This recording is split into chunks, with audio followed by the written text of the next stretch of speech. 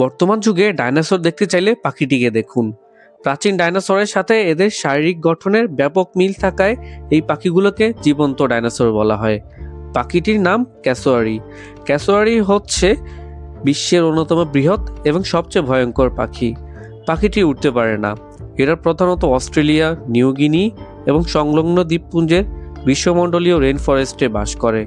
উট পাখি এবং ইমুর পরেই এটি ওজন ও উচ্চতায় বিশ্বের তৃতীয় বৃহত্তম পাখি।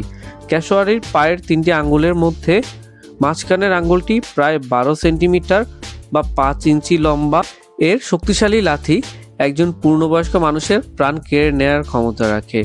এদের মাথায় ক্যাস্ক নামক একটি শক্ত শিং এর মতো অংশ থাকে, যা ঝোপঝাড়ের মধ্য দিয়ে দৌড়ানোর সময় মাথা রক্ষা করতে বা শরীরের তাপমাত্রা নিয়ন্ত্রণ রাখতে সাহায্য করে। এদের শরীরের পালক কালো এবং লোমের মতো, তবে ঘাড় ও মাথার চামড়া উজ্জ্বল নীল ও লাল রঙের হয়। পূর্ণবয়স্ক ক্যাসোয়ারি 5 থেকে 6 ফুট পর্যন্ত লম্বা হতে পারে। এদের ওজন প্রায় 76 কেজি পর্যন্ত হয়। সাধারণত স্ত্রী ক্যাসোয়ারিরা পুরুষদের তুলনায় আকারে বড় এবং অধিক রঙিন হয়। এরা মূলত ফলভোজী।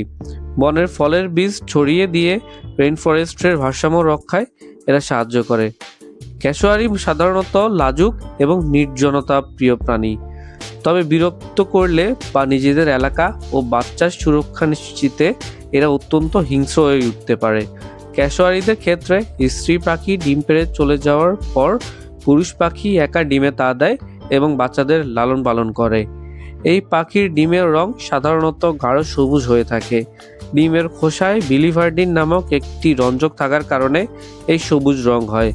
বনের লতাপাতার মাঝে এই রং ডিমগুলোকে ছদ্মবেশ ধারণে সাহায্য করে। ক্যাসোয়ারির ডিম বেশ বড় হয়, যা লম্বায় প্রায় 14 সেন্টিমিটার পর্যন্ত হতে পারে।